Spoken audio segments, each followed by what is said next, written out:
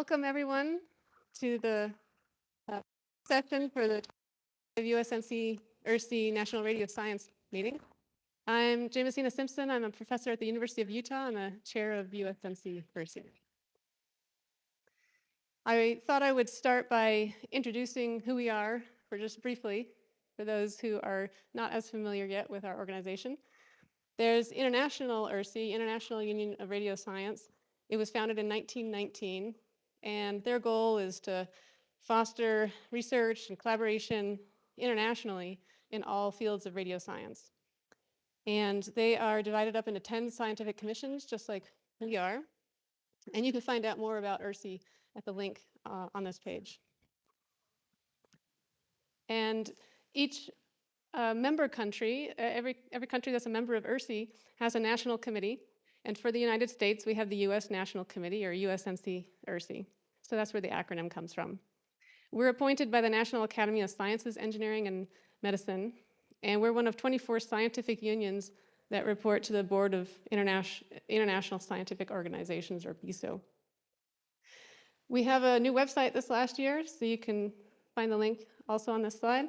And we also now have a presence on LinkedIn. So if you'd like to follow us and get alerts about when registration opens and other events, you can find it there. USNC-URSI over the years has, I'd like to point out some of the role that we play in the US. We're the only US organization that represents applied electromagnetics. And we're one of the few conferences that fosters and promotes works in progress. So you can present your work and get feedback from colleagues before writing up like a full journal paper, for example. It's also a great opportunity to meet program managers, especially from DoD, National Science Foundation, and so forth. And one of our plenary speakers today actually fits into that very nicely. And also we provide extensive support for students. You'll find that there's a lot of students at this conference. And we provide travel support, registration, covering registration fees. There's a mentoring luncheon that will be right after this for our students. And we have a student paper competition. And so that's another role that we play. And there are many ways that you can get involved in USNC-URSI. On the left part of this slide are a bunch of positions that you can run for. And there's an operating manual where you can find out more about each of those positions and our organization in general. And on the right side of this slide, there's additional ways that we need help. We need help everything from reviewing abstracts for this conference to just showing up and chairing a session, reviewing for the student paper competition, organizing workshops, and so forth. So we welcome all of you to get involved. You can email me or your commission chairs and let us know that you're interested. And you can become a member, which will make you eligible for many of the positions that were posted on the last slide. There's no cost involved. You can get a discounted registration rate. And you can receive notifications. Every now and then we send out emails to all the members notifying them of events. And if you look at the criteria at this website for becoming a member, keep in mind there's opportunities for students to become members, early career members, and also if you're working in a position where it's hard to publish in the open literature, there's opportunities to count peer-reviewed reports and so forth as publications that count towards eligibility for membership. And I'd like to bring attention to the fact that there's going to be a call for nominations for both URSI awards at the international level and also USNC-URSI awards. And so this will be coming out later this spring. There's 2 different websites. And you can find this all on our USNC-URSI website, links both to the international and the national awards. And also along with that, there's going to be nominations for the next URSI vice president. So if you know anyone who might be a good candidate for that, please also let us know. This last year, we started organizing e-lectures, and we've had 2 so far, and you can find those posted on our website. The next one is going to be January 20th, so I encourage you to to join that and check it out and tell your students and colleagues about these. And later today and tomorrow at 5:15, there's going to be the commission business meetings, and we encourage all attendees to attend at least one of them so you can learn more about what we do and ways you can get involved, and there's going to be discussion matters. And students, of course, are also invited to those. Later today, if you're not attending one of those business meetings that's scheduled for today, there's a special movie event that's organized by some Commission J members. It's right here on campus at the Fisk Planetarium. I guess that's a 5-minute walk away, so you're welcome to check that out. And it'll be done in time for the opening reception, welcome reception. And then I think this is one of the last things I want to mention is that on Friday at lunchtime, there's the 12th Hans Liebe lecture. And this is kindly hosted by the Liebe family, and that will be right here in this room. And I'd like to thank our sponsors. We have Johns Hopkins Applied Physics Lab, who's sponsoring the Student Mentoring Luncheon, and URSI that's sponsoring the Women in Radio Science reception that's tomorrow evening. Mike, are you? Yes, you wanted to say a few things, I think, about applied physics. Oh, okay, all right. And lastly, I'd like to thank all those who contributed to the 2025 NRSM. Colin here, and his team, who's recording and helping us with audiovisual. Christina at CU Boulder, and of course all the reviewers and commission chairs and everyone else involved. So thank you very much. All right, and lastly, I'd like to introduce our first plenary speaker, Dr. Daniel Eleuterio. He's a team lead for marine meteorology and space weather in the Ocean, Atmosphere, and Space Research Division at the Office of Naval Research.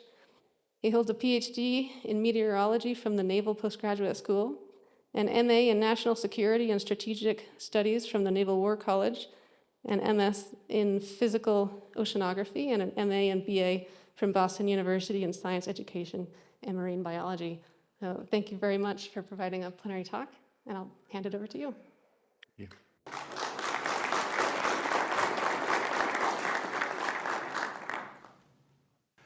Good morning, everybody. If you're not a morning person, which I'm not, thank you for being here. We'll try to get things going. This might be a little different than most of the talks. It's a little less technical, more programmatic, but then we'll get to the fun stuff after that.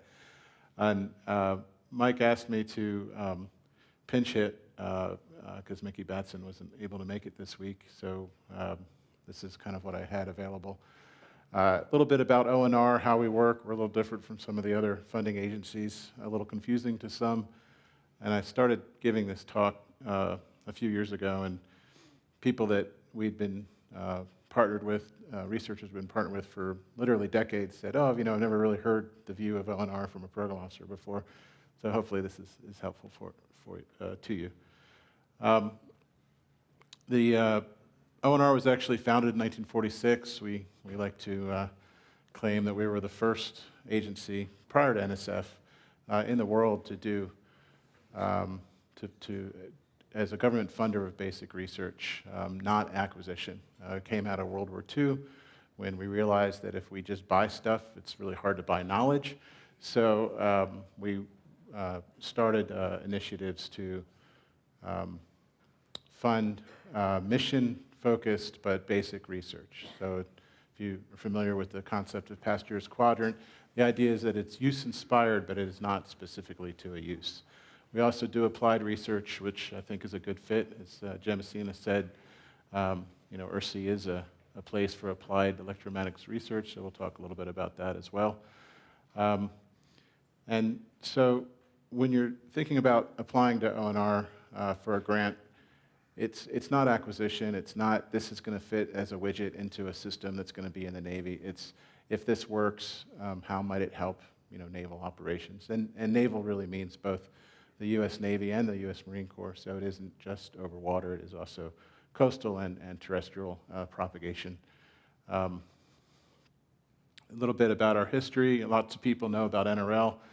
I can't count the number of times where you say you're from ONR and people say, oh, NRL, and we go, no, not NRL, ONR. We're the funding agency, NRL is the lab. So I like to say we don't actually do things. We sit around in offices and look at computers and send people money. NRL is actually where all the smart people are, where they're actually doing active research to some extent. Program officers mostly do have a technical background. Some of them still continue to do research. Kate Mulroney, who many of you know and has been an active member of URSI for 15 years now, was and is still a researcher, although we did convince her to come to the program office a few years ago. She's got a pretty large portfolio now in applied electromagnetic research in the operational environment. So at ONR, sorry, I can't go backwards, I guess. So as I said, our foundation is in basic and early applied research. However, there was also an Office of Applied Technology, OAT, and an Office of Naval Technology, ONT, for about 15 years with the idea that in addition to our connection to the academic community, the Navy would also reach out for basic and applied research to industry and to coordinate between the labs and the warfare centers and the UARCs, such as APL, for higher TRL, more navally relevant, pre-acquisition type work. That lasted for some time, and then in the early 90s, those all combined. And funny enough, this was in 1993. Even today, the bones of those three organizations still do exist at ONR, kind of under the hood, which happens a lot in large organizations. So we both are active members of the national academies. We sit on panels. We do basic use-inspired research through grants to universities. But the old ONT and OAT structures still exist to this day, where it's more applied as well. Those are broken into our what is now called our BAR portfolio, Basic and Applied Research. It used to be called Discovery and Invention. Some of you might remember the D&I portfolio. But then we also do focused projects in applied research called Tech Candidates, and even more focused projects in advanced technology demonstrations and prototypes, which are called either Future Naval Capabilities or Innovative Naval Prototypes. I think most of the people in this room are probably most interested in basic and applied research, although several of the folks at the lab and at the UARCs do also work in Tech Candidates, FNCs, and IMPs. More recently, that we've started talking about the Naval Research Enterprise, the NRE, and the Naval Research and Development Establishment, the NERDI, is the way I like to call it. And what that really means is that under the two-star admiral at ONR, you have the program offices, which is where we sit, the 3X codes. The lab actually does report to ONR, although they are independent and they do get funding from lots of places. Naval X is a tech accelerator to try to work with small businesses to bring innovations into government procurement, essentially. And then there's a group called PMR 51 that we don't talk a whole lot about, that they are working on low observable and counter low observable technologies. So they're basically the underlying S&T for stealth, if you want to think of it that way. And our portion of that is for naval operations in particular.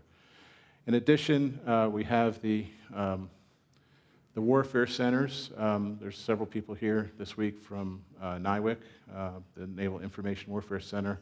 We have a surface center, we have an air center, and then the University Applied Research Centers, which are focused organizations associated with a university, Johns Hopkins, University of Texas, University of Washington, University of Hawaii. And then I put Lincoln Labs up here as well, because in addition to the Navy UARCs, at least our group does quite a bit of work with Lincoln Labs, even though they're under an Air Force contract. This is how we're organized. As I said, established to plan, foster, and encourage scientific research. Not buy stuff, not build stuff for acquisition, but to plan, foster, and encourage scientific research in recognition of its importance to naval power. We sit here under, Kate and I sit under Code 32, which is the Environmental Sciences, Autonomy, Mine Warfare, and ASW. think a lot of people in this room probably work a lot as well with Code 31, which is the Communications, Sensors, Radars group, and then Code 35, Naval Aviation. I didn't go into much more detail on the undersea warfare portion of ONR because there's not a lot of RF propagation underwater, although there is some. As I mentioned, one of our major component commands is the Naval Research Lab. It's roughly 5,000 people spread across 3 main locations, doing science across computer science and the Systems Directorate, electronic warfare, material sciences, chemistry, environmental sciences, and then the Naval Center for Space Technology, which is mostly on both spacecraft and space infrastructure, both the C2 links and other aspects of space operations. There's also, from the international portion, there is an ONR Global Office, and they have program officers really literally all across the world in several main locations where they look out to try to work with the research communities in those countries. They are prohibited actually from working with government labs in foreign countries, but they do work with the university communities and a little bit with industry. But it's non-governmental support and awareness of international research. And then, as I mentioned, Naval X is our newest command. They set up these series of tech bridges where they work typically with a warfare center in a region, small businesses in that region, to try to help the small businesses bring these technologies to a higher level of maturity for future naval applications. We also do quite a work under the SBIR STTR program. If you're not familiar with those, that's where we do a lot of emerging technology and prototyping, specifically with small businesses, with the idea that when small businesses get bought out, it suppresses a certain amount of innovation, and we want to maintain and protect that. There are several SBIR partners actually here this week giving talks in the sessions, including some that we support under our program. And so just to give you a flavor, I threw up the last maybe 3 years of topics just within our program in marine meteorology and space weather. I'm not going to go through all of this, but you can see that we're doing increasing work in machine learning, specifically machine learning for numerical weather prediction, environmental satellite remote sensing, and trying to look at ways where we can use the data record to improve the coefficients that aren't really completely constrained by typical Navier-Stokes type weather and ocean models. We also do a little bit of work in antenna design. Actually, Kate has a couple projects in antenna design. We do a little bit of work in signal processing. So really, if it's the environment or RF propagation through the environment, that's where our focus tends to be. When Mike asked me to give this talk, he said, well, there are a lot of people in the other commissions besides F&G where we do a lot of our engagement at these meetings. So if you could talk about ONR priorities at a broad sense, that would be helpful. ONR priorities at a broad sense are the same priorities that you see in the newspaper, the same priorities you see at every other agency. Autonomy, machine learning, quantum, and that doesn't tell you actually how to engage and write a proposal and get something funded. The way that it works at ONR is it comes in through the individual program officer and the individual team. If you look on the website, you'll see the technology areas. If you drill down from the department to the division to the team, you'll eventually get to a person's name. And that's really how you engage. You write a planning letter, there's instructions for that on the website. You send an email, you talk to people at a conference, and that starts the dialogue.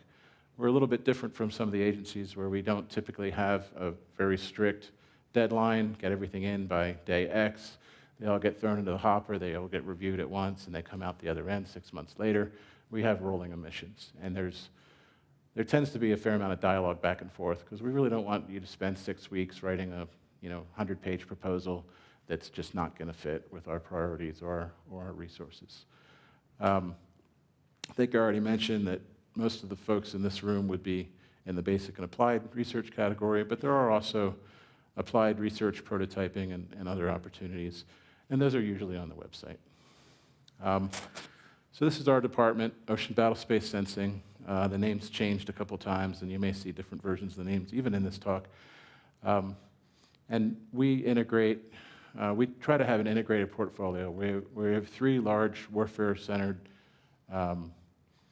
integrative functions: information warfare, which is really meteorology, oceanography, propagation; mine warfare, which is a lot of underwater autonomy and acoustic remote sensing; anti-submarine warfare, which is detection of submarines and counter-detection technologies.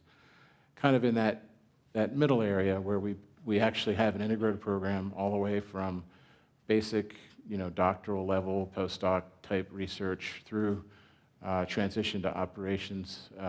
That's where we sit in marine meteorology and space weather.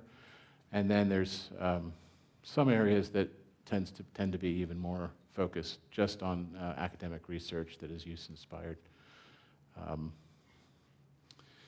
Another area that I thought would be relevant to this audience is our command, our C5 ISR&T department, Code 31.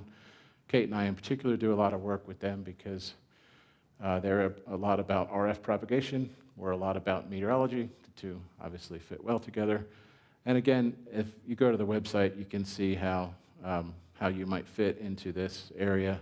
There are actually several sessions this week where we've partnered with the Communications and Networks group, Santu Das and Shinoy Banerjee in particular, which I'll talk about in a later slide. And then there's a little bit in the Air Warfare and Weapons Department, especially for directed energy and high-powered microwave, where they're looking at things like apertures, throughput, tuning, attenuation for high-powered microwave and power beaming type applications. And then there used to be a separate group at ONR specifically for support to the Marine Corps. About 5 years ago, that got rolled into the other departments so that we wouldn't have a overland Marine Corps RF propagation group independent of the overwater Maritime RF propagation group. And so now Billy Short is the director of that former department, but the actual work is executed through and in coordination with the program officers. So actually have picked up a couple of overland propagation that you may see some talks this week about under Prince and some of its predecessors. I think Abby Anderson might have a talk on overland propagation this week. So who are we? I already mentioned I'm the team lead. Just means I've been around the longest. Kate Mulroney is really focused on applied RF propagation, EON, and IR and RF propagation in the maritime environment. Josh Koseth does a lot of our satellite remote sensing and tropical meteorology, machine learning. And then we have a part-time person from NRL, actually, who's a subject matter expert that helps out with our space weather portfolio. ONR used to have a fairly large space weather portfolio. It was actually eliminated in 2012. In about 2016, the Navy realized we still need those capabilities, largely for HF communications and over-the-horizon HF radars, and we started building it back up. And in fact, we've actually developed and transitioned to operations an ionospheric model specific for bottom-side propagation of skywave HF, which is now running at Fleet Numerical in operations as of last year. And then Walt Young is the person that keeps track of all your planning letters and proposals and bugs you about getting your quarterly reports in and all that good stuff. Website is there if you want to learn more about our priorities. And really, as I mentioned, civil meteorology, a lot of times, if you need a high fidelity weather forecast in the United States, you go to NOAA. Why? Because they have all the infrastructure, they have weather radars, they have ground sites. If you need it for another country and you're in contested operations where the first thing they do is turn off all of their reporting of their weather information, well, you need the Navy. So we do quite a bit of research where we're looking at underlying process studies, trying to improve the forecast with the idea that in contested operations, you're not going to have all of those ground sensors at airports and radars and all the things that you have in peacetime that are largely already shared internationally through the International Civil Aviation Organization. A lot of that gets turned off in contested operations, and so you need to rely very much on satellite remote sensing. So there's a large part of our portfolio where they're focused on better utilization of satellite remote sensing and other remote sensing type applications for a time and place where you don't have the domestic weather service of that other country giving you all that helpful information about conditions on the ground. Similarly, for space weather, NOAA has a great space weather program right here in Boulder at SWPC. However, they rely a lot on ground-based TEC measurements, which you don't have when there isn't any ground. So when you're in the Maritimes, or when you're in the Arctic, when you're in the places that the Navy goes, we're really focused on better characterization and constraint of full physics data assimilating space weather models using things like space-based radio occultation, UV space-based sensing. And with the sunsetting of the Defense Meteorological Satellite Program, DMSP, GPSRO, GPS reflectometry, UV sensing from disaggregated small sensors, CubeSats, all of those are things that we're trying to establish the underlying technologies for future capability to replace the DMSP, SUSI, and SULI sensors that are sunsetting in the next few years.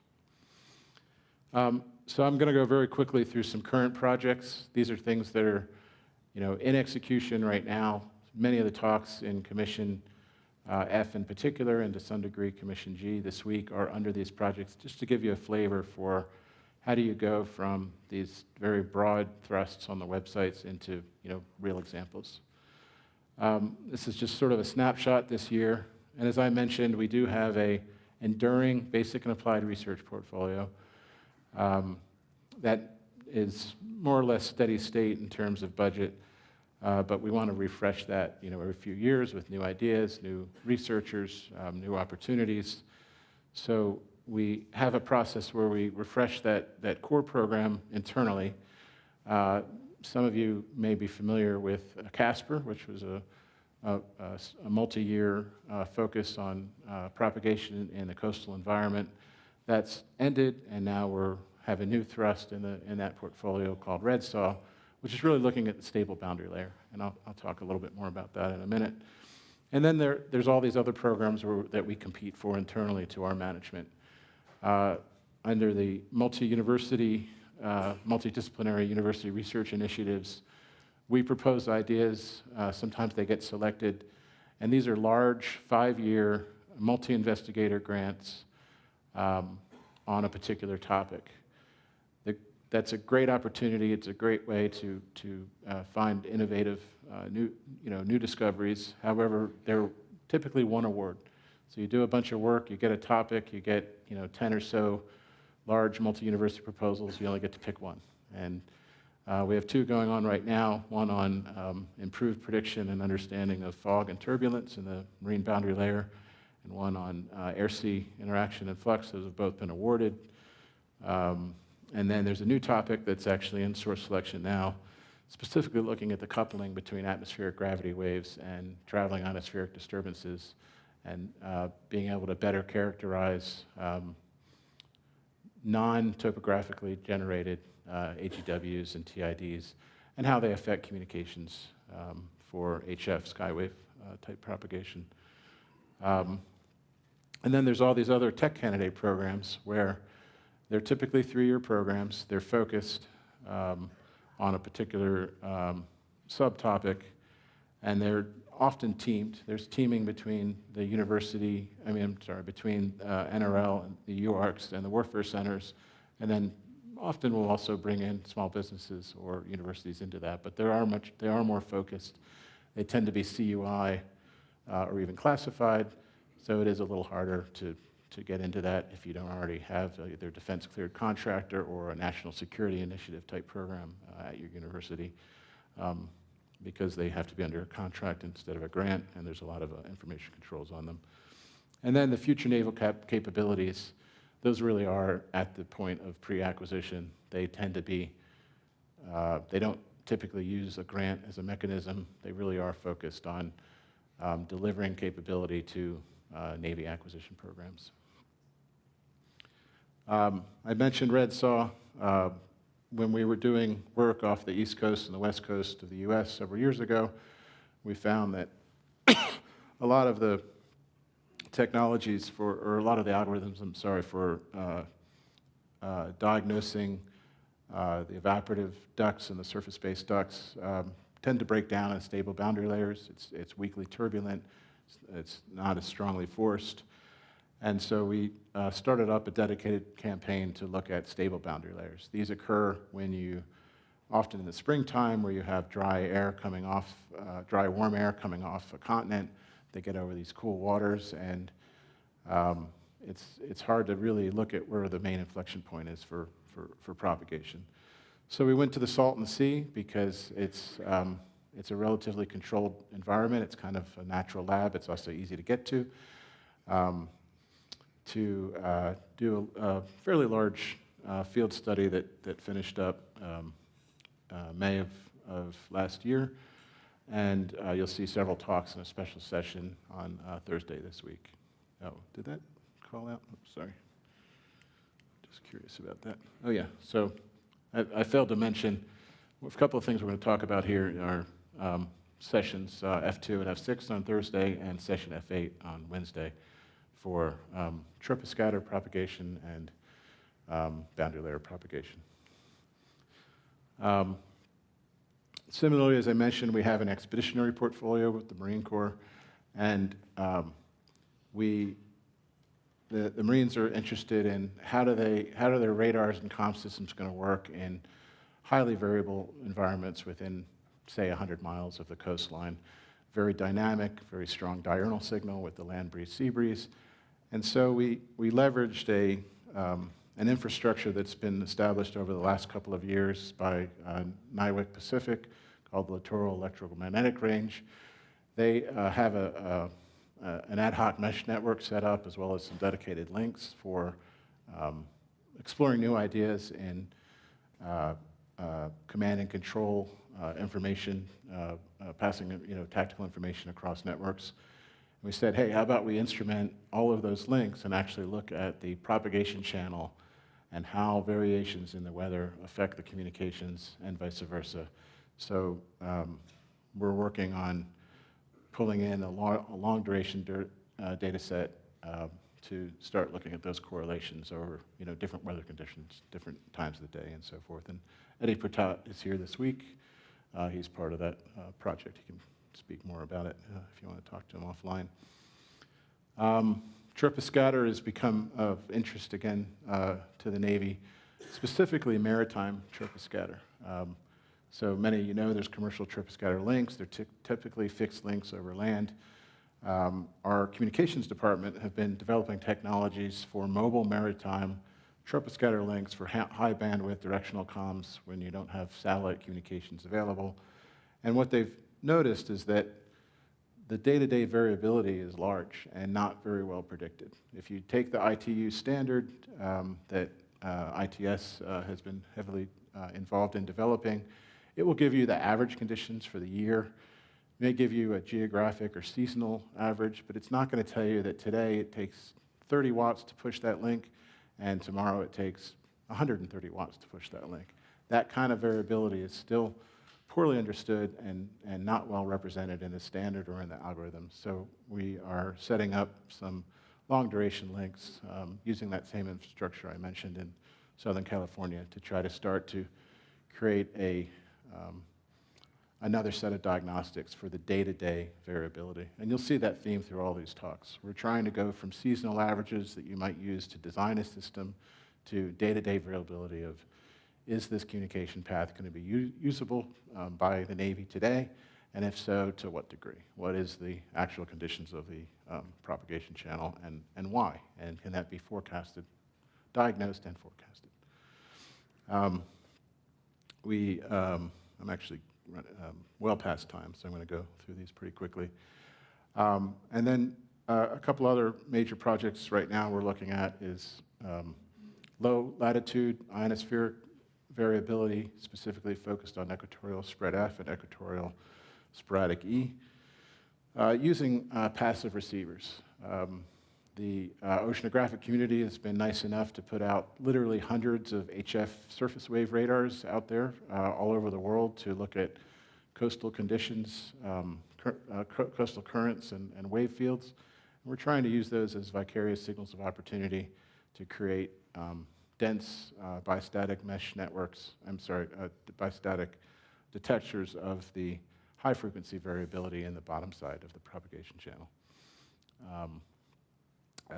We're also developing improved capability to represent the polar ionosphere in the Navy model through the PRISM project, where we're instrumenting some sites up in Alaska and Canada and improving our modeling with a field campaign planned for next year. As I mentioned, in one of our more applied areas, the Profit FNC that Kate is managing, instead of simply giving you a maximum usable frequency and lowest usable frequency, an IRI type climatology for HF propagation, we're starting to look at exactly what is the quality of the channel and for communications type applications by using all of this data we've been collecting in Palau, among other places, and then applying communications channel metrics against both the Navy model and IRI and RAM-IP and other available predictions of the bottom side channel. So in addition to the basic and applied research portfolio, as I mentioned, the solicitation is on the website. Just for the students out here and for the professors, there are separate programs such as the DURIP program. If you are trying to develop research infrastructure and instrumentation, you can apply through the opportunity. It's an annual call with a firm deadline. They're pretty competitive. Our team typically gets maybe 1 or 2 a year, so they tend to be more aligned with ongoing, work with that professor. But if you have some ideas for a DURIP and you have questions about how you might fit in with our program, send us an email. And as I mentioned, these STTR, SBIR calls, new topics come out every 6 months. We typically have maybe one in there at least once a year, so be looking for those opportunities as well. And then the Young Investigator Program. This is an extremely competitive program. We may get, one a year, if that, against maybe 20 proposals in our particular scientific discipline of marine meteorology or space weather. But it's a nice opportunity to being for young investigators within 5 years of your first tenure track position to get a postdoc, get some resources, and really start to develop into a mid-career scientist. If you have more questions about YIP, feel free to reach out to us. I recommend that you don't do it for your first 3 or so years after you get your position, because since you can do it up to 5 years, the other people will have had a half dozen first author publications. They will have been on committees. They will have been, journal reviewers. They will have had organized local chapters of their professional society, and so on and so forth. So start your ideas a couple years in, but the closer to that deadline you are, the more competitive you're going to be in terms of documenting your productivity and your engagement with your community. There's also summer interns. Not everybody wants to work at Naval Research Lab. I can't imagine why, other than it's, in Anacostia.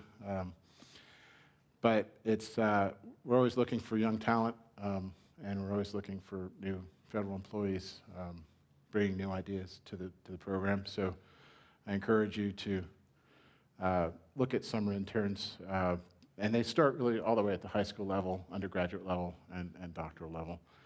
And then if you may or not be familiar with the NSF intern program. A few years ago, AFRL started partnering with NSF, where an NSF professor can get a supplemental grant for one of their graduate students to work at a defense lab for 10 weeks in the summer.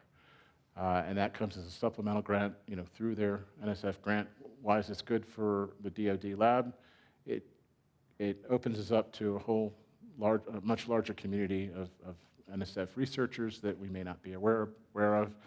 We're trying to establish the program like that with the Navy, and we should have it ready for FY25. It's still in the works. There's a lot of bureaucracy involved, but keep an eye out, and we hope to have a Dear Colleague letter out for this summer to start doing a similar thing with with Navy. So in summary, that's how you reach our team page. They are rolling emissions, but pragmatically, we work on an annual appropriation. So planning letters really should be in by April and May. Full proposals are encouraged by early July for award for the following fiscal year, although we will take ideas and discussions really at any time over the course of the year. You can always reach out to me. Josh is focused more on the meteorology and satellite remote sensing side of the house. Kate is more focused on the applied research, and then Bruce is our space weather SME. And that's it. I don't know if I have time for questions or if I went over.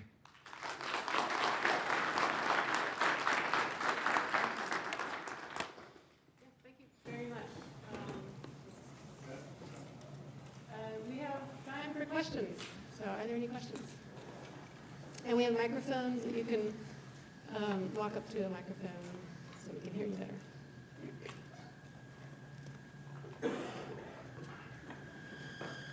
Bored them all to sleep. I have a question. How much of it's a hard question to ask, I guess. How much of this is publicly accessible? So to take a particular example, the next generation ionospheric model for operations. I mean, that sounds a little like it's going to be behind a firewall, and yet it's done at NRL plus UT Austin and other places. So, I mean, can a normal person get access to the model? So, yes and no. In terms of the actual full model with all the coefficients and the tuning and everything else is controlled. It's not classified, but it's CUI. Exactly how that gets shared with a researcher for that model is still kind of open for interpretation because it's pretty new and we developed it pretty rapidly.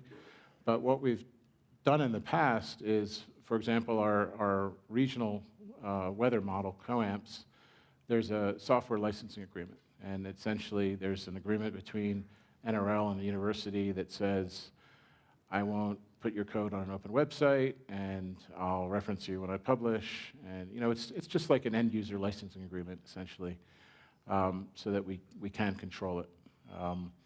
That hasn't fully been established for NEMO. However, the current underlying models for NEMO are SAMI 3, which there is a public sector version of that in the NASA repository, and IDA 4D, which I think there's also an open repository version of that. But essentially, that'll be worked out as time goes along. And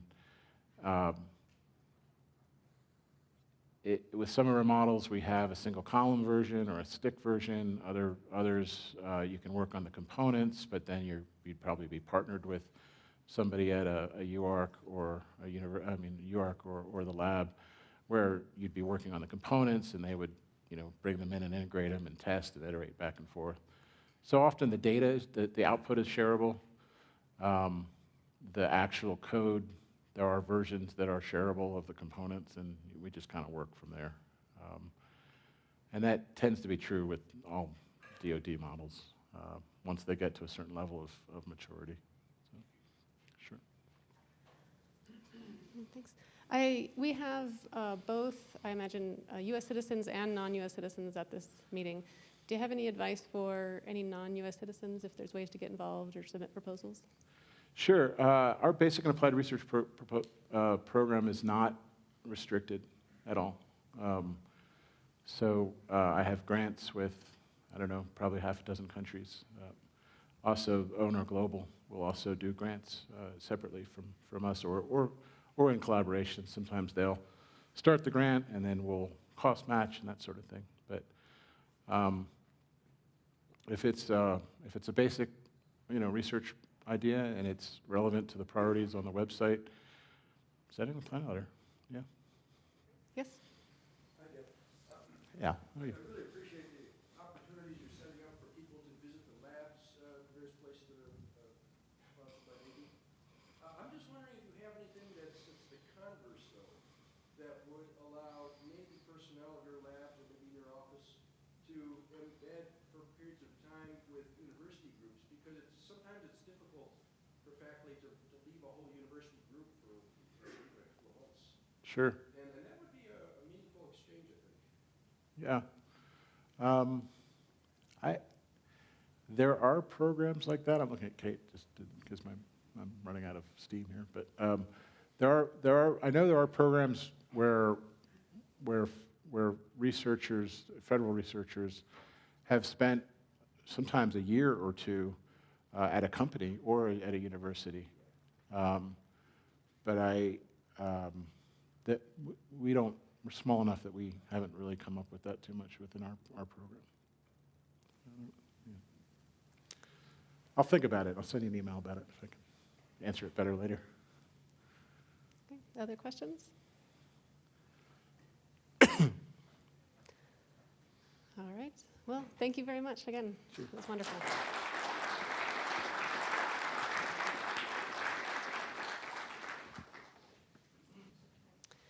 All right. Well, I'll go ahead and introduce our next speaker, Dr.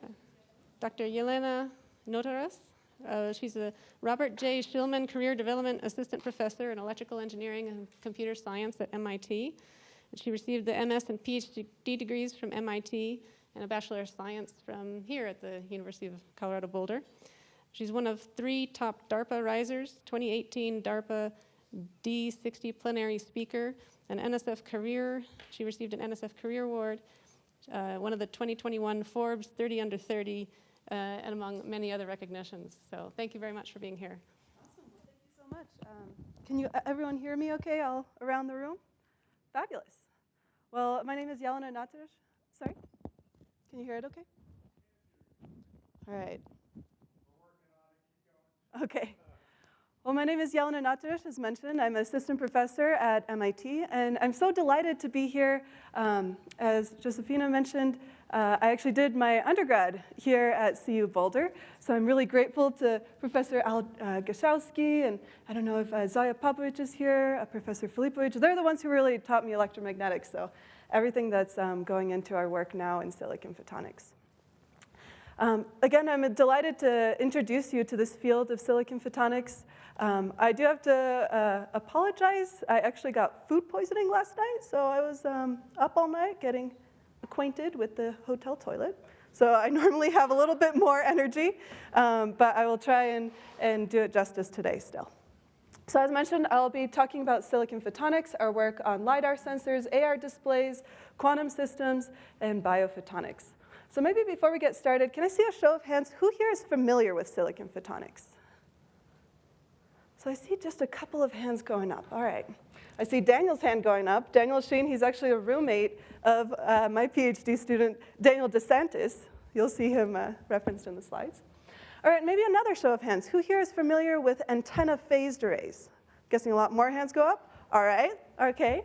So what we're mostly going to be talking about today is actually the silicon photonics equivalent of phased antenna arrays, which we call integrated optical phased arrays. So you'll see that coming up throughout the talk. So let's begin first, for those of you who have not heard of the field of silicon photonics, with an introduction to silicon photonics. So the idea behind silicon photonics is that we want to repurpose standard CMOS processes and tools to create silicon photonic optical devices and systems on computer chips. So on the bottom diagram here, you can see a cross-sectional view of a silicon photonics platform that we've developed in the past. Here you can see a bulk CMOS transistor. So you're probably familiar with this. You'd have your silicon layers here. You'd have doped silicon down underneath. You have metal coming down into contact with that doped silicon that allows you to electrically switch the transistor. So what we can do for silicon photonics is that we can take all these layers that you normally use for your transistor, and we can repurpose them to create our optical devices on chip. So in the center here, you can see a silicon dielectric waveguide. So what that looks like, right, this is a cross-sectional view. So if you're actually looking down on the chip, you'd see this tiny little rectangular waveguide that's propagating light down the chip. It's a dielectric waveguide, confined in both this dimension and that dimension, then you have propagation kind of down into the slide. So we have this way of confining and guiding light on the chip. Now we want to be able to modulate the light on the chip. So to do that, we would take our waveguide here, and we'd extend it on either side, and then maybe we'd dope this waveguide with P or N-type doping, similar to what you would do in a junction for a transistor. But here we have our P and N-type dopants, and we apply a voltage across there, and that actually moves the carriers in that junction, and that changes the refractive index of that dielectric waveguide. So light is propagating through this waveguide. All of a sudden, it sees a change in the refractive index. That's going to cause the light to slow down or speed up, and it's going to enable modulation of the light in our waveguide. So we have this electrically induced optical modulation of the light in our waveguide. Okay, so we can guide the light on the chip. We can modulate the light on the chip. Now maybe we want to emit the light off of the chip and interact with the surroundings. So we can pattern little optical antennas on our chip. We call these grating couplers that are going to emit the light up and off the chip and allow us to interact with the surroundings. So by developing these platforms for silicon photonics, we can take optical systems that were once complex and bulky. Maybe they took up an entire optical table in a standard optics lab, and we can now compact them down to these millimeter scale, completely flat silicon photonic chips. We can enable also high volume manufacturing of these systems. So for example, you can see here a 12-inch CMOS wafer that you would normally use to fabricate a CMOS chip. Well, we can now use that wafer to actually fabricate these silicon photonic systems. So we have a way of manufacturing these systems at scale, which allows us to have low cost and also high fidelity. So we can now have these optical systems with millions of little components on these chips. And by enabling this, we can have new functionality that was never before possible with bulk optics or fiber optics. So if you've heard this term of silicon photonics before, most likely you heard it in the context of optical communications for datacom or telecom. That was kind of the applications that silicon photonics really first came up in. And because of this huge advantage that silicon photonics has enabled for optical comms, there's been a lot of infrastructure that's been developed around this field. So the government put in hundreds of millions of dollars to develop fabrication facilities specifically for silicon photonics. And now we have these platforms that are being built up, platforms that our group is actually working to build up with our foundry partners. And what that allows us to do is to now target applications outside of just telecom and datacom. And that's what I'll really be focusing on. That's what our focus is in our group at MIT. So we'll start with this specific system in silicon photonics called the integrated optical phased array, and their primary motivator, which has been LiDAR sensors for autonomous systems.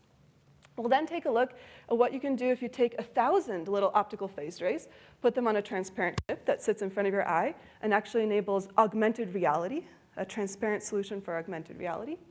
We'll take a look at what you can do with silicon photonics if you have these optical phased arrays. You have a chip that can sit in the palm of your hand and actually do 3D printing in a chip-based form factor. What you can do if you have chips that emit light off the chip to actually trap and manipulate biological particles for biophotonics.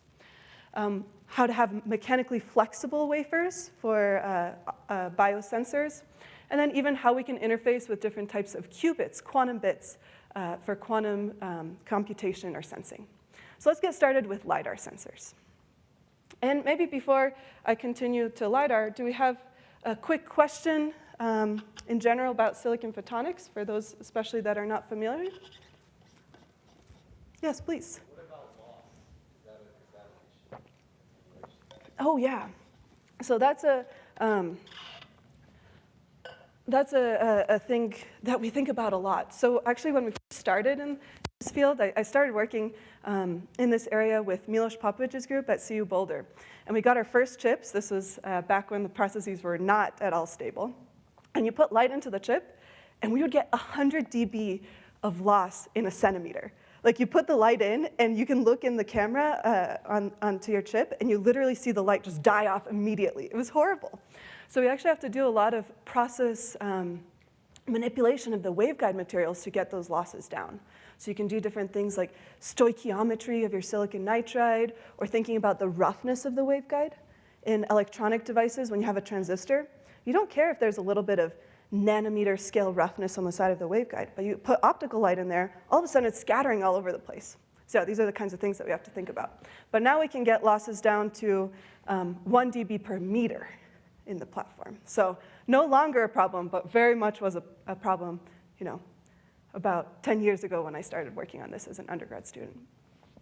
If you're a silicon-based substrate, manufacturing these waveguides, I'm assuming you're using your oxide of nitride. Yes. How are you able to vary the index to actually create that waveguide and allow the most stable? Oh, yeah. So there's a lot of literature, even if you look at how do transistors get built up.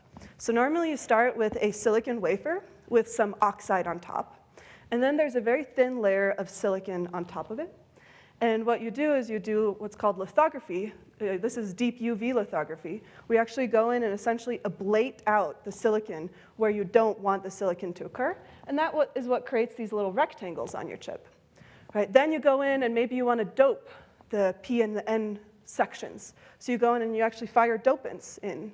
This is standard processing for transistors. Then you pattern down the metal, also with different patterning techniques. So yeah, a lot of great literature on that. You can even check out, we had this paper a little bit ago on this platform and read a little bit about it. And you'll see throughout, I'll maybe point out some of the other papers where we had fabrication. All right, let's keep going now. So let's look at solid-state LiDAR sensors. Who here is familiar with radar? I'm guessing everyone. All right, who is familiar with LiDAR? Okay, good, so like half. So LiDAR sensors are really important for autonomous vehicles. If you look at a current autonomous vehicle, almost always you're going to see some kind of LiDAR sensor, either just on top or also you can see them on the sides. And what these LiDAR sensors are doing is they're sending out a pulse of light. That light pulse goes out, reflects off the surroundings, comes back, and then based on the time delay of the light pulse, the sensor can calculate the distance to that reflected object. And then that whole sensor spins around mechanically to create a three-dimensional map of the surroundings of the car. So why is LiDAR so important?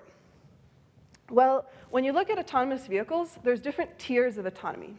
So you start out, maybe nowadays on the market you can buy cars that maybe help you with lane keep assist or help you with parking.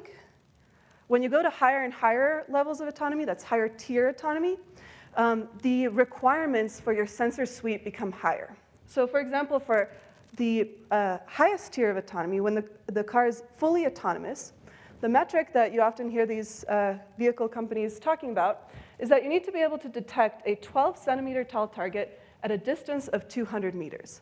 So that means you're driving on the highway, right? You're going to be able to detect some kind of tire, something that popped off a car, and your car needs to have enough time to react to it.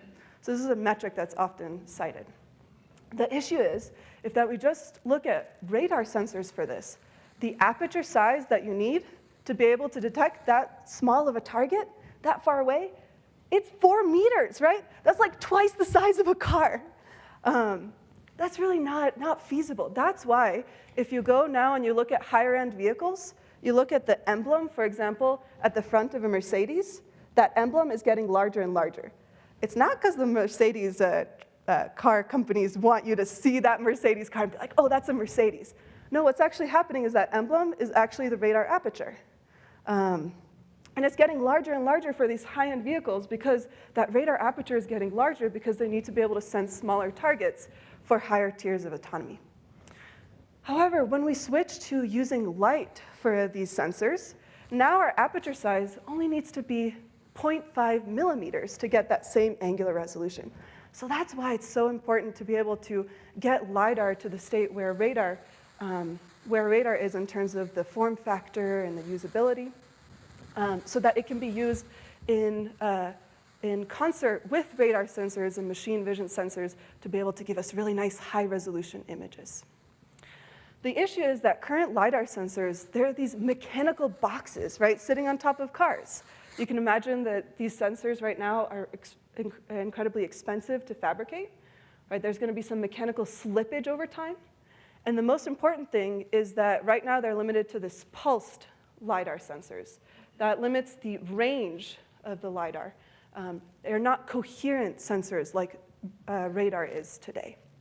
So we want to move to solid-state LiDAR sensors where we can have a single chip that's going to non-mechanically steer that optical beam around and do coherent detection of our LiDAR return. And that's where integrated optical phased arrays come into play.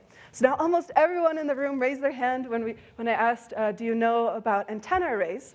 So you're probably very familiar with this nice animation from Wikipedia. Right here, the integrated optical phased arrays work just like radar or RF phased arrays. You have some coherent signal that's distributed out to many little antennas over here. And then you have little phase shifters that are going to control the phase to each of these antennas. That's going to shape the phase front of the signal that's emitted out of this antenna array. And if we apply this linear phase front, we're going to be able to steer that beam. So we can take that idea and apply it to the optical domain, and by using the deeply scaling power of integrated silicon photonics that we talked about on the first slide, we can now show these chip-scale optical phased arrays with greater than 10,000 little nano antennas on a chip. And that enables us to really create these optical solutions for phased arrays to enable low-cost, non-mechanical beam steering for applications like LiDAR sensors. So let me maybe talk you through an example of what one of these optical phased array architectures looks like. We call this the splitter tree optical phased array. For more details, you can check out this great new paper that my student Daniel, that I mentioned earlier, Daniel Sheen's roommate, Ben and Milica put out just a couple of months ago. So this would be a top-down view of our little silicon photonic chip. We'd have a single dielectric waveguide input. It's going to split out using 1x2 splitters into an array of waveguides here. Those waveguides are going to come into these periodic grating-based antennas. How these antennas work is the light comes in, and if you think back to electromagnetics class, if you have some dielectric waveguide, and all of a sudden you perturb that waveguide, what happens is there's some reflection, there's some scattering. So if you continuously perturb that waveguide periodically, that scattering is going to coherently form some kind of beam at the output if you design it just right. So the light comes in, it scatters off these scattering points and forms a beam in the antenna dimension. For more details, you can see this nice paper that Andres and Milica put out also a couple of months ago.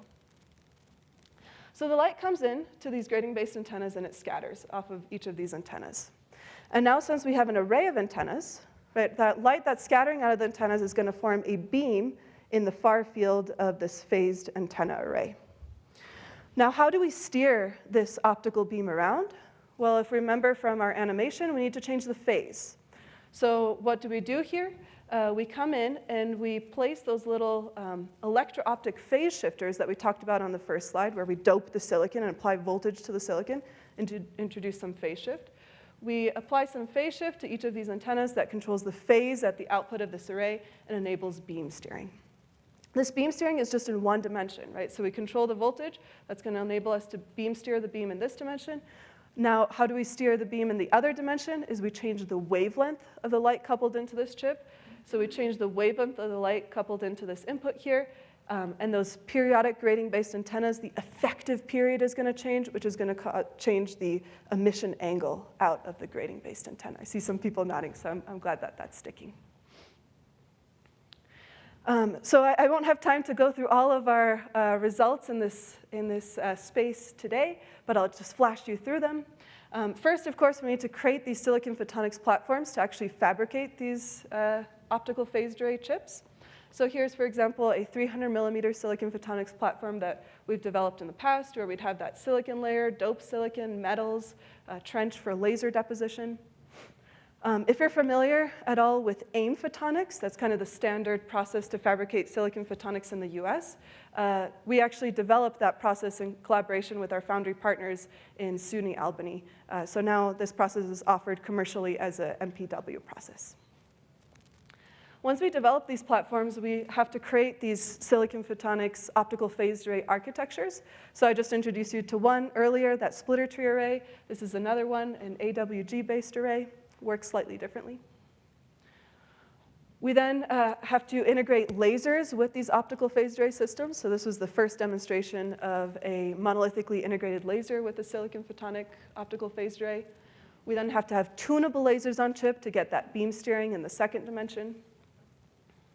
We can't just think about the photonic devices on our chip. We also have to drive them with all those electrical signals. So we have to develop fabrication processes that have both the photonics and the electronics on the same chip. So here's, for example, a 300 millimeter platform that we developed with Albany, with AIM Photonics, where we have a 300 millimeter, it's about this size, CMOS wafer, separately fabricated 300 millimeter photonics wafer. We take our photonics, flip it on top of the CMOS, pattern through oxide vias that allow us to directly drive the photonics with our CMOS electronic circuits. We then worked in collaboration with Vladimir Stojanovich's group at Berkeley to develop a single chip solution for these optical phased arrays, where we have electronics directly driving our photonic system here. And then, of course, we don't want to just steer that beam around. We also want to receive the signal and do LiDAR processing with it.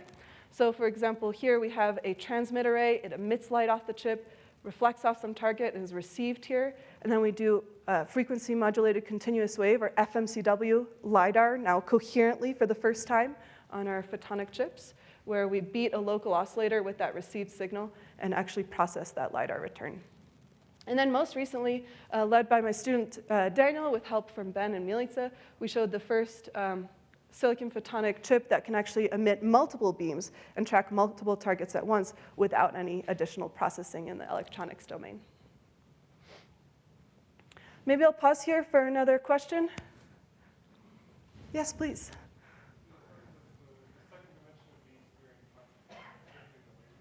Yes. That's an excellent question. So usually when we change the second, to do the beam steering in the second dimension, the amount of wavelength tuning that we're doing is about like 100 nanometers. The FMCW signal encoding, that's actually just like terahertz. It's the exact same encoding that you would normally do in a radar system to get that same resolution in the ranging dimension. So the amount of frequency shift that you need for the FMCW encoding is like super, super, super small fraction of the amount that you need for the beam steering. So you don't see any beam steering when you do the FMCW encoding. All right, maybe for the sake of time, I'll keep going, but keep your questions to the end. So everyone really in this field of optical phased arrays was focusing on how do we create these systems that do LiDAR beam steering. Our team at MIT really pushed a lot of this forward. But now we're interested in, can we actually create these optical phased arrays, but for the first time operating at visible wavelengths, and the slew of new applications that is enabled by that. So the first thing that we looked at is, can you create the first optical phased array that does visible light beam steering? Then can you integrate 1,000 of them on a little transparent chip that sits in front of your eye and is encoded to project holograms for augmented reality? So let me introduce you to this project. Who here has tried on a pair of AR glasses before? Okay. So you guys, I'm going to tell you what's bad about them, and maybe you can confirm whether or not you agree. So AR glasses, usually if someone is wearing them, right, you can kind of tell. And that's because current AR glasses, they require bulk optical components to actually project light in front of the user. So how they work is you have a pair of glasses, and then you have a little micro display that sits on the side of the head, and then you have a lens system that takes the information that's projected by this micro display and actually projects it in front of the user on some focal plane in front of the user.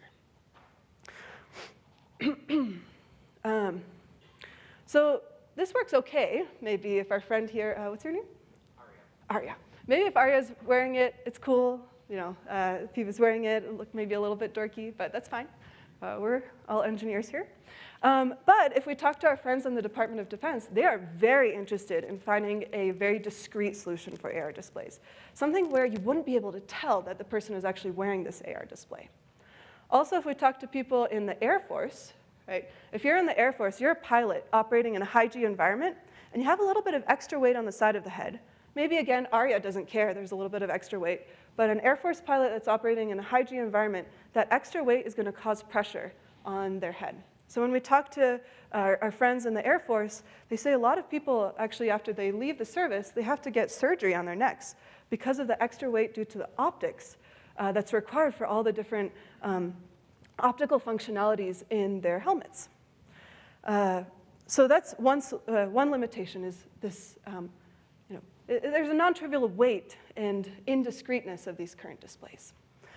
Also, if you were to put them on, this is the kind of similar view that you'd see. All these solutions so far are limited to a limited field of view. I think the maximum is something around 50 degrees right now. So if you were looking out into the environment, you'd be able to see information in about 50 degrees from your eye. But the near peripheral field of view of the human eye is about 100 degrees. So we want to have something with a larger field of view. Also, for those of you guys that raised your hand, did you try them on indoors or outside? Indoors?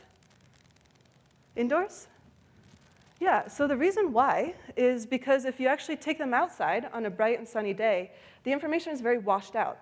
And that's because these displays have a limited luminance. Luminance is usually in the lumens of candelas per unit squared.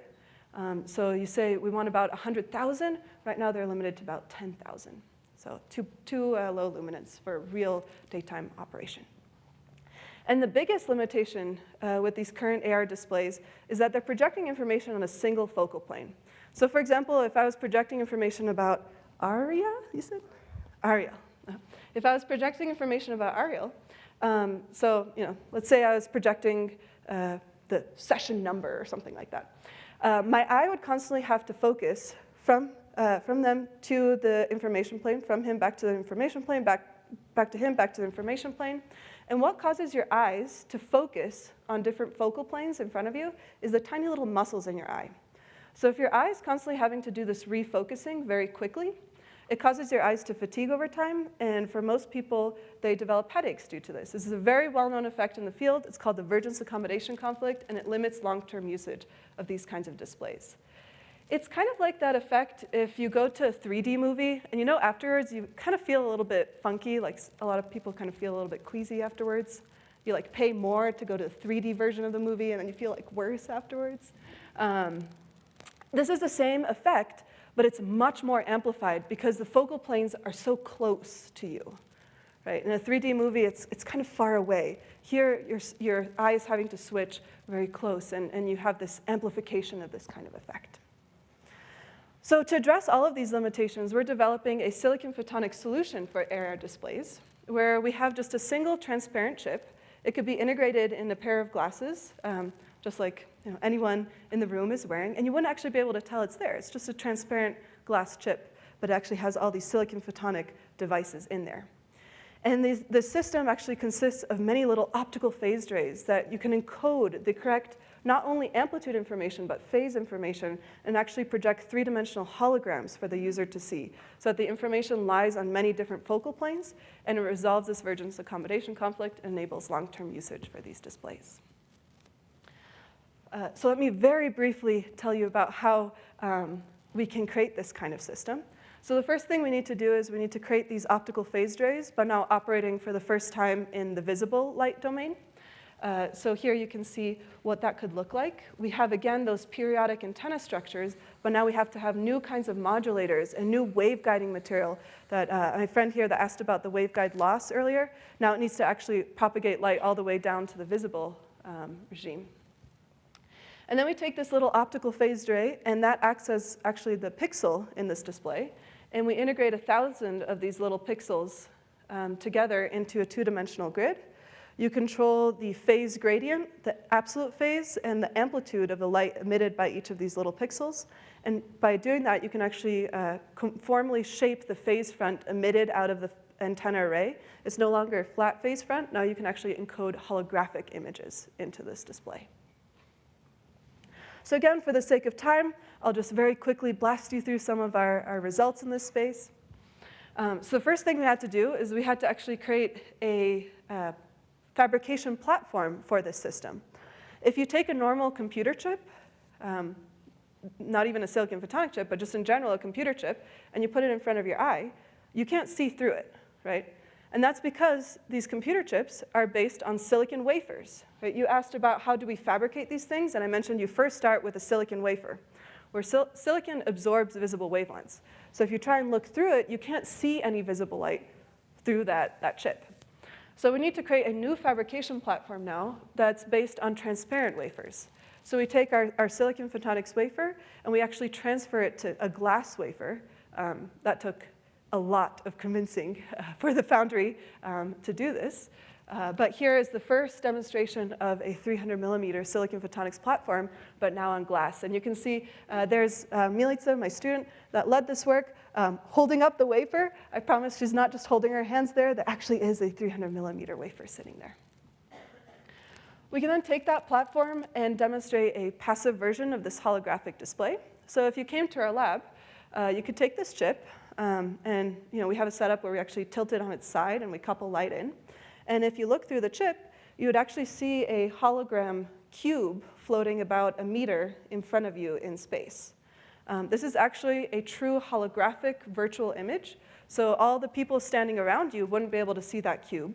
What's happening is that phased antenna array system is actually enabling the holographic phase front required to generate that image at that point and propagating that phase front into your eye so that you actually see a hologram floating over there.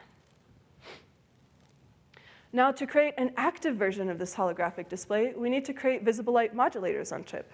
So if you talk to any friends in silicon photonics, they would tell you it's actually really, really hard to modulate visible light on chip. And the reason why is because it's very easy to create modulators in silicon photonics, but they're all silicon-based. We talked about how you can dope the silicon, you can heat up the silicon. The problem, again, is that silicon absorbs visible wavelengths. So we can no longer use silicon as our waveguiding material. We have to go to silicon nitride. I think someone mentioned silicon nitride earlier. So you have to go to silicon nitride to actually propagate visible light. But now silicon nitride, you can't dope it. You can't do efficient modulation of the nitride. So instead, we have to introduce new materials to enable compact modulators. So here, this is work led by Milica with help from Andres. We have a silicon nitride waveguide, and we deposit liquid crystal material on top. That's the same material that you normally see in LCD, liquid crystal displays. But here, for the first time, we're showing an integrated visible light liquid crystal modulator.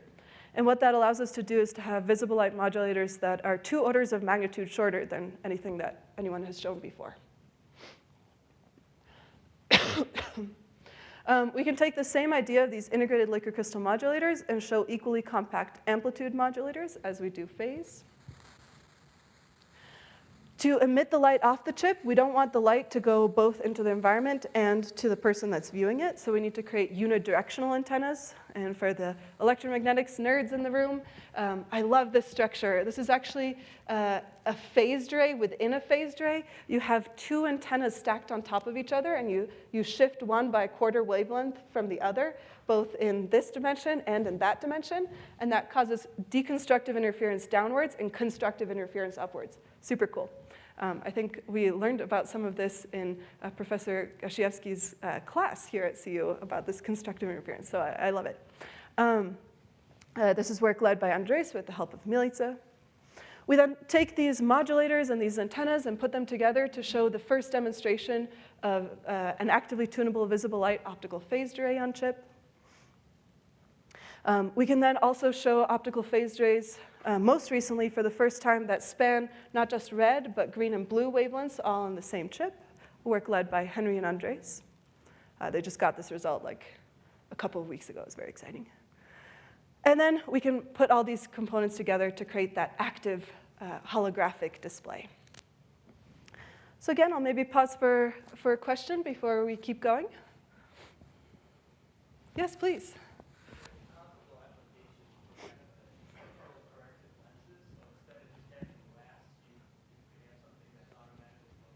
Yeah, actually, Andres literally had that idea as we were talking through this. Prior to coming to our group at MIT, he worked at University of Rochester, huge optics program, and he worked on digital mirror type structures for corrective lenses. And yeah, you could do something similar to that. We're not doing that right now, but absolutely. Yes, please. Question. I mentioned having these spacers able to have multiple focal points that the eye screen Yeah. has. How are you able to detect where a user is actually focused on your eyes? Yeah, so how current AR displays actually work is that, well, this is kind of ironic because we work on both of these things. They have a little LiDAR sensor that looks at where your eye is focusing on. So that's actually an eye tracking system that they normally have. And then they kind of try and manipulate what you see to make you think you're looking at different planes. So those are usually at infrared wavelengths, and then these are at visible. Like the AR display, right, because it has to project information that you actually see, visible wavelengths, and then the sensing is done at infrared. All right, let's keep going. Maybe save the other questions for later. Sure. Yeah, so this guy, for this actual hologram generating, this is an optical phased array with 8 antennas, and then we have 10,000 little optical phased arrays. So it's 8 times 10,000, so about 100,000, and then you have all the modulators that go with that. So yeah, we're actually like scaling up to pretty incredible sizes, which is enabled by that deeply scaling power of the fabrication of silicon photonics. Thank you for the question. Okay, so another application we can think of addressing with these visible light optical phased arrays is 3D printing. So if you look at current 3D printers, most often you look at systems that kind of plop out little balls of plastic, right? And they create some 3D object. If you go to higher resolution 3D printers, they're actually laser-based. So this is a stereolithography laser-based 3D printer. Down at the bottom here, there's a laser that comes in, and there's a little mirror system that scans that laser beam around. And then there's a thin layer of resin that comes in. The laser scans around, and it cures a 2D pattern in that resin, in the photocurable resin. And then this platform comes down and picks up that first 2D cured pattern in the resin. More resin comes in, laser scans around, creates another 2D pattern, platform comes down, picks up that second 2D pattern. And there's this layer by layer creation of 3D objects using this optomechanical system. So maybe you can see where we're going with this. We have lasers that need to be scanned around mechanically. Can we take this entire system and actually integrate it into a single chip that's going to sit in the palm of your hand and is actually going to project holographic information into a vat of resin to do a chip-scale, non-mechanical version of a 3D printer? We're super excited about this. I think this is the first time that anyone has proposed actually having a chip that does 3D printing. This is work led by my student Sabrina with help from Milica and Tal. So we proposed this idea, and I think the community got really excited about it. And then we showed the very first demonstration. Here we are taking one of those beam scanning optical phased arrays that I showed you a few slides ago, where we have those antennas and we have modulators on chip that are fabricated by Milica. The light beam comes out and it scans around into this vat of resin. And here you can see Sabrina very triumphantly holding up that first 3D printed MIT logo that we actually 3D printed using our little silicon photonic chip. But that's actually limited to kind of curing in a 2D plane, and you'd still need that mechanical system to pick up that 2D plane and kind of create a layer by layer system out of it. So actually, Milica then said, she was also an undergrad here at CU Boulder. She was in Professor Filipovich's group. I don't know if some students are here from his group. And at the time, she was working on antenna arrays that are spiraling in, the spiral antenna arrays in the RF domain. So she was like, oh, can we maybe use some kind of spiral antenna to actually create a system that can cure in many dimensions above the chip? So Daniel and Andres, 2 PhD students, and Mikey, one of our undergrads, kind of ran with this.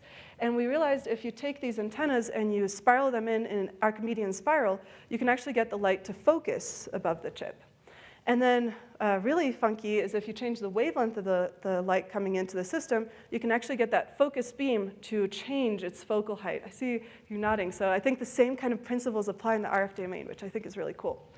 But so we demonstrated this system, and we're super excited to apply it to the 3D printing. This is the first demonstration of a spiral integrated optical phased array. So thinking about focusing beams, we can also use these focusing beams to interact with different biological particles for biophotonics. So let's forget about the chip for a second and just assume you have a focused beam of light that's being created, maybe with some bulk optical system. And if you have some tiny little microparticles around that focused beam of light, the focused beam of light is going to pull in that microparticle. That's called optical trapping. And if you move that focused beam of light, the little microparticle is going to be manipulated and moved with the focused beam. That's called optical tweezing. This is an effect that's very well known in the biophotonics community. It's led to a slew of innovation for biologists. They're using this to trap and manipulate biological particles, cells, stretch DNA, understand its mechanical properties. And recently, or especially over the last 5 or so years, there's been a lot of work thinking about how can we take these optical trap systems but integrate them onto photonic chips. So we're making integrated optical traps and optical tweezers. But all the work so far in this field has been limited to trapping directly on the surface of the chip. And that's why, maybe just to connect it to what people might be familiar with, if you remember a dielectric waveguide, a dielectric waveguide has an evanescent tail, right? You have most of the mode in the waveguide, and then you have a little bit of an evanescent tail above. So what people are using is actually that evanescent tail to pull in particles, and then they kind of move along the waveguide using the evanescent tail, which works really well, and super grateful to our colleagues for innovating in this space. But the problem is that if you actually look at biological applications of this, if you have your chip and you need to put biological particles on there, every time you put the particles on there, you're going to contaminate the chip. And you're going to need to throw it away and take a new chip. Or even more importantly, if you talk to biologists, often these experiments are done in very confined environments. So you have some cover slip that's some finite thickness, and then you have the particles on top with some functionalized surface. So the issue is that cover slip is about 160 microns thick. You put that on top of your chip, the evanescent tail is only maybe a micron. You're going to be way outside of the evanescent tail of your waveguide. So to address this need, we developed, for the first time, an integrated optical phased array that can actually do optical trapping and tweezing. So we have our chip sitting down here. We have our antennas, our whole distribution network.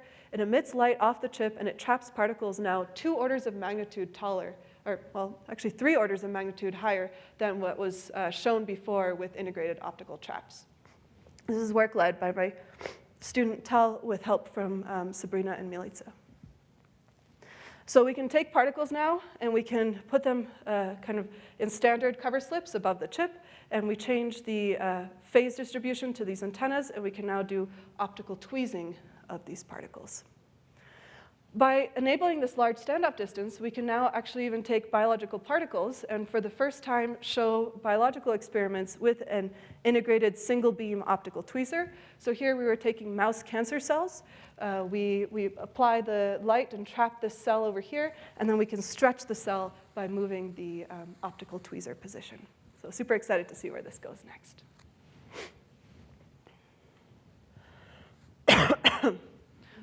Maybe I'll pause for a second to, if anyone has a question on the 3D printer or optical tweezer. Yes, please, in the back.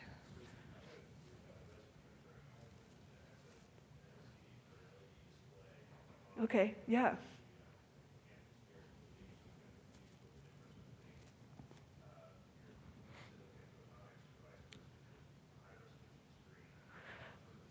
Yeah, absolutely. So essentially, how those that's called a not stereolithography, but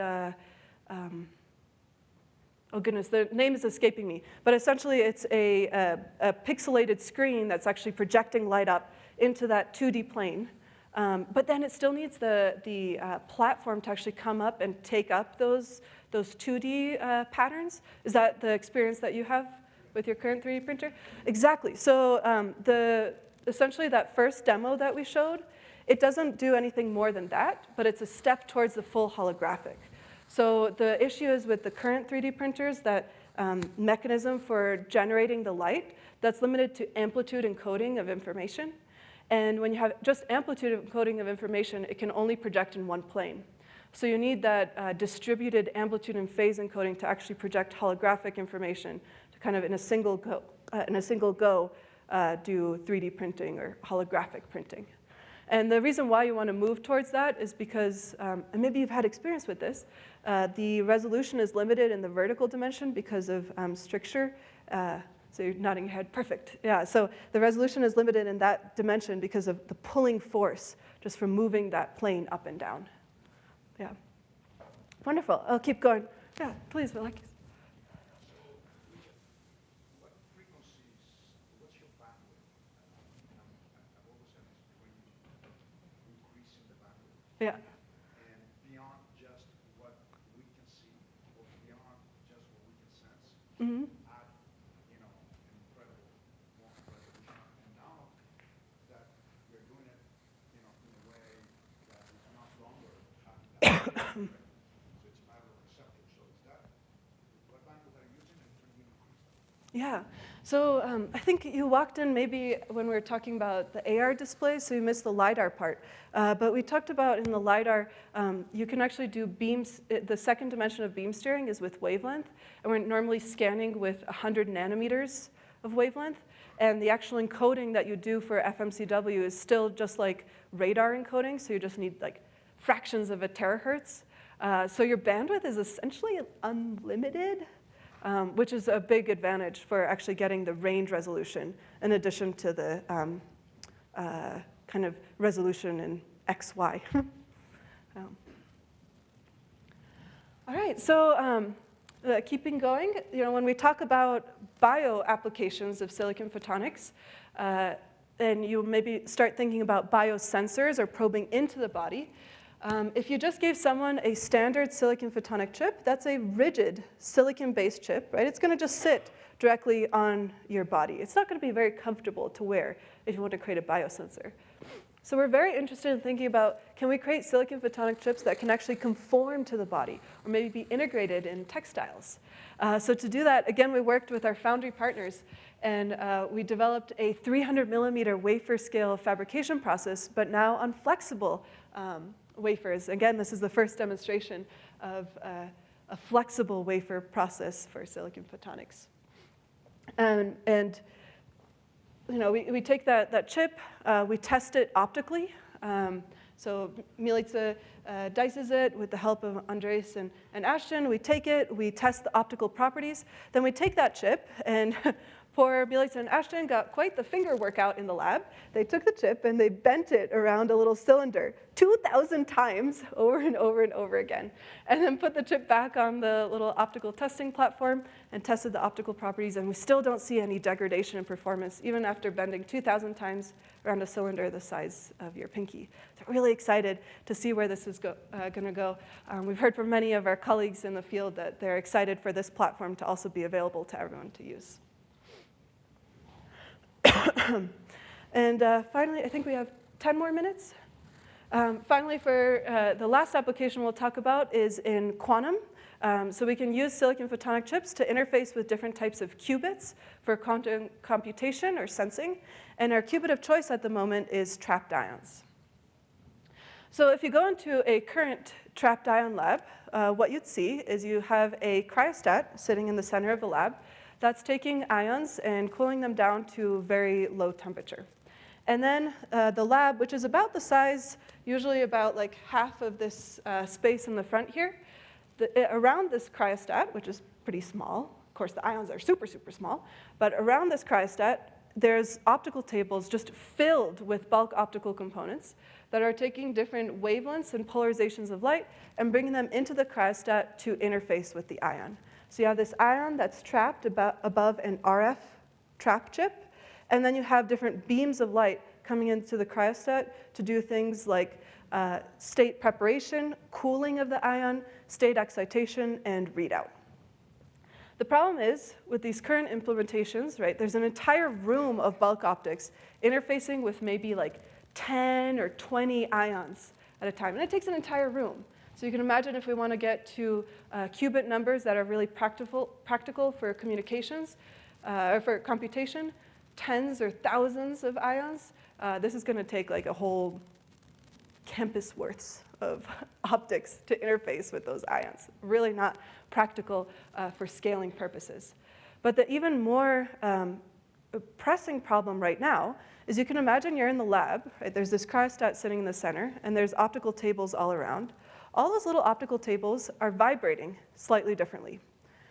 So what's happening now is that these different optical signals are coming into the cryostat, and the coherence of the signals is slightly off due to these vibrations. Our atomic physics friends can actually measure this. Right? You see these vibrations, the coherence of the signal that's coming in is off, and that ruins the fidelity of that quantum operation, of that qubit. And that's going to really kill any kind of operation that you're trying to do for this trapped ion quantum computer. So what we really need to move to is integrated photonics solutions for trapped ions, where you have your RF trap chip. These are actually RF electrodes that are forming an RF potential well that's trapping the ion above the chip. But now we actually have to fabricate integrated photonic components underneath those traps. So what's happening here is we have these little grating-based antennas. They're emitting light off of the chip and interfacing up to the ion that's trapped above the chip. And that's what's going to allow us to do all the optical operations for our trapped ion quantum computer. It's going to allow us to cool, to do state preparation, state excitation, and readout of the ion. So here we're working in collaboration with MIT Lincoln Labs to enable these integrated photonic solutions for ions. And specifically what our group at MIT is innovating on is that before, they did some initial work here, but everything was limited to a single polarization, which limits the actual states and cooling performance that you can get. So in our group, we're developing polarization diverse architectures to interface with ions. So here, this is work led by Sabrina with help from Ashton, Milica, and Tal. We have these grating emitters, and they're going to emit different polarizations of light up to the ion. So maybe just to make this a little bit more intuitive for everyone, you can imagine you have TE light emitting from one grating, and you have TM light emitting from another grating. Those two polarizations are going to come up and meet at the ion location. There's going to be some finite width to those beams. So you can imagine the light comes in. At some point, the light is in phase with each other from these two polarizations, so they create diagonal polarization. You go a little bit over, they're going to create circular, right-handed circular. Go a little bit over, they're going to be creating diagonal in the opposite direction. A little bit over, the opposite-handed of circular polarization. So that's how we use these beams. We're creating what's called a polarization gradient. So you have this quickly varying polarization state that the ion is going to see. And what that allows us to do is to cool that ion below the fundamental Doppler limit. That was the limit before to what people could do. So to enable that, we need to create devices now on the chip that can manipulate polarization on chip. So here we have the first polarization rotators and splitters demonstrated at visible wavelengths on chip. This is work led by Ashton and Tal with help from Milica. And then once we prepare these polarization states, we need to emit them off the chip. So we develop the first gratings for emission with ions that can emit both TE and TM light out of the chip. Then my student Sabrina worked with students in the MIT Quanta group to actually take these chips and put them in the cryo and actually trap an ion above the surface of the chip. We emit these different polarizations of light out of the chip. And here, for the first time, we're showing in an integrated platform polarization gradient cooling that's allowing us to cool 4 times below the fundamental Doppler limit of our ions. So we're really excited about this result. This is especially important when we actually go to chains of multiple ions where we need to stabilize these multi-ion chains. And then finally, we don't want to just emit light up towards the ion. The ion, after it forms some quantum operation, it's actually going to emit light out of the ion, and that's how you can do state readout. So here, for the first time, this is work we just submitted, we actually have integrated photonic antennas that collect light from the ion back into our waveguide to do collection in an integrated grading for the first time. So I'll pause here for a second. If anyone has a question, yes, please, Al. Like these particular group activities, are you significantly perturbing all of the quantum states? Or is that something that you can just accommodate? Awesome, that's a really good question. So actually what's happening here, let's go here. What's actually trapping your ion is the RF potential.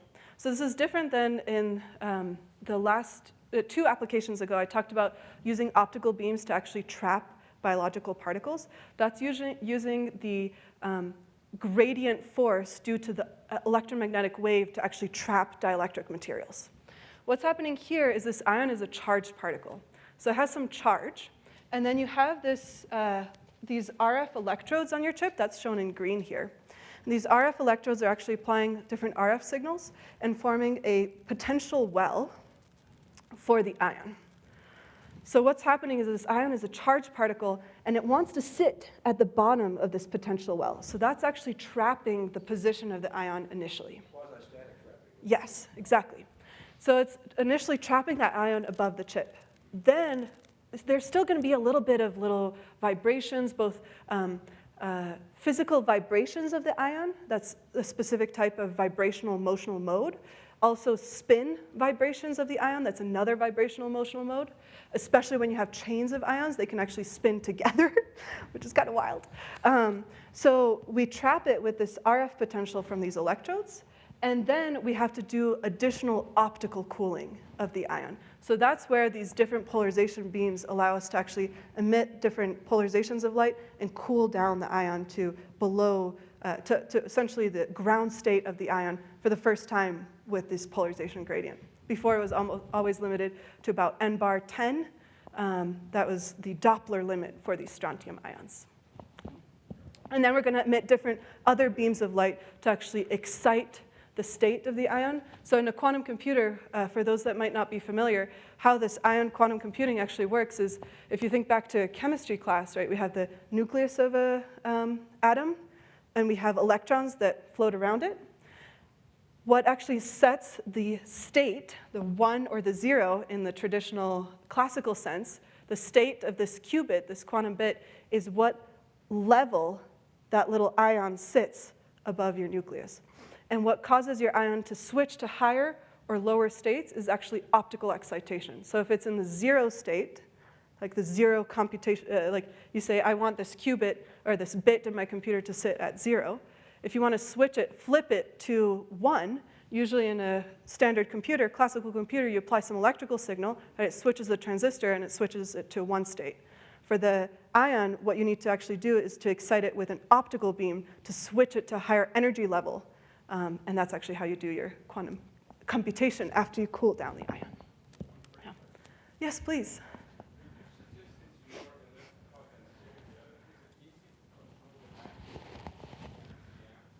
Yeah, it's hard. So we actually did a whole study, and you can check out these. We just put out these 2 papers on arXiv,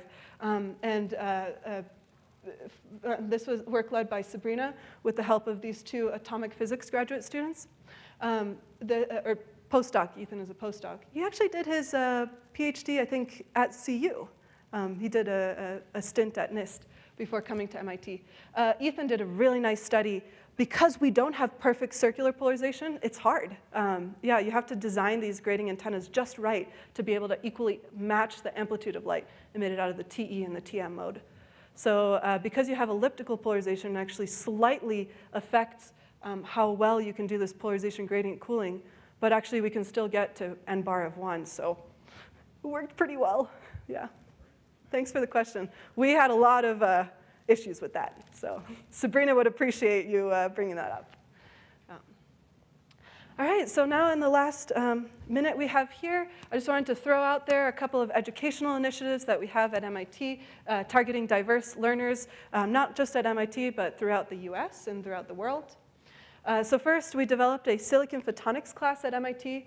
I think especially as we talk about the CHIPS Act and how can we get students excited about electrical engineering hardware, we have to develop these classes that are going to get them just excited about hands-on education, applying electromagnetics to do these really crazy cool things.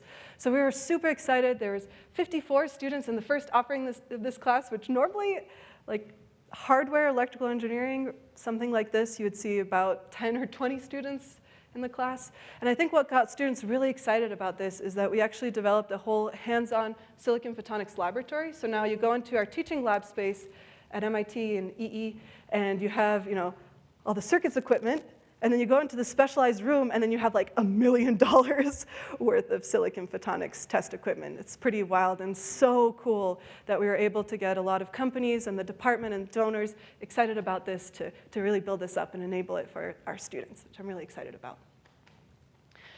If you're interested in actually bringing silicon photonics hardware maybe into your institution, I worked with a number of faculty around the US to develop actually education hardware where we have a chipset of 6 different chips that go through the topics in a silicon photonics class.